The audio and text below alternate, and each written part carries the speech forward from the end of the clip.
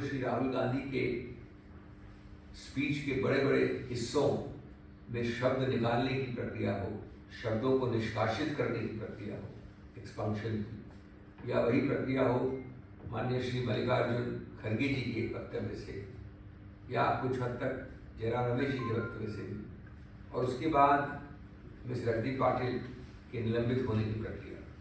मैं आपको इन सबको बहुत संक्षेप में बताना चाहता हूँ, लेकिन बात सिंपल सरल ये है कि अब संसद में भी ये सरकार और ये सत्तारूढ़ पार्टी ये डराने की, धमकाने की, अत्याचार गणतांत्रिक नियमों के साथ, संविधान के साथ, उसूलों के साथ करने की प्रक्रिया शुरू करने में जुट गई है।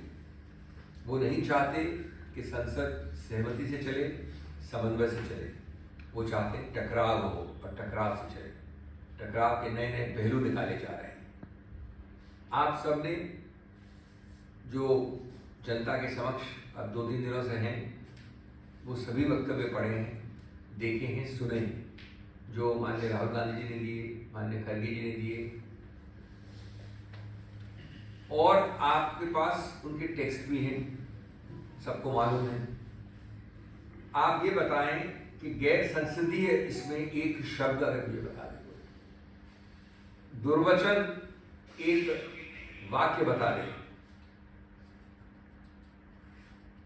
मानमर्दन किसी संस्था का हुआ है वो बता दें मुझे, आपत्तिजनक या गाली गलौच वाला कोई शब्द इस्तेमाल हुआ है वो दिखा दें हमें, अभद्र, मानहानि वाले शब्द, क्या चीज है जिससे आपने ये शब्दों को निष्कासन करने, एक्सपेंशन वाली प्रक्रिया की।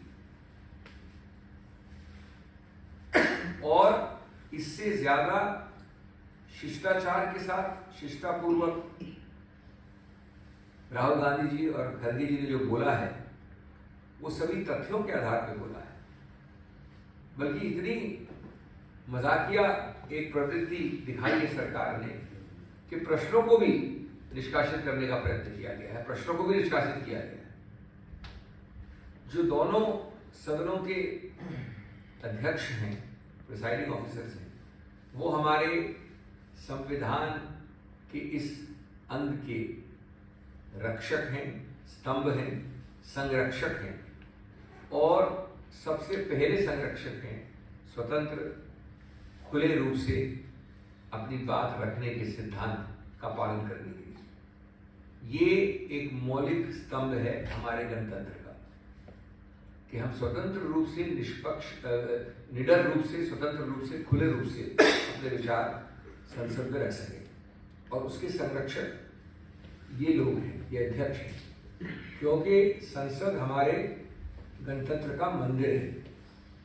उनके कवच के बिना, उनके संरक्षक के बिना, उनकी सुरक्षा के बिना ये स्वस्थ संसदीय विचार विमर्श कैसे होगा। डिबेट खत्म हो जाएगा। स्वतंत्र बोलना जो हमारे संविधान की नींव है वो खत्म हो जाएगा संसद के अंदर। हम सबको खड़े होके इसको बचाना है। और अगर आप स्वतंत्र, खुला, निडर, पारदर्शी विचार विमर्श नहीं अलाउ करेंगे संसद के अंदर, तो कहाँ आपकी गणतंत्र प्रणाली बचेगी। वो अपरिवर्तनीय तरीके से खतरे में पड़ जाएगी। आखिर संसद को देश का सबसे व्यापक, सबसे बड़ा गणतांत्रिक जांच का आयोग माना गया है। इससे बड़ा आयोग कहीं नहीं है।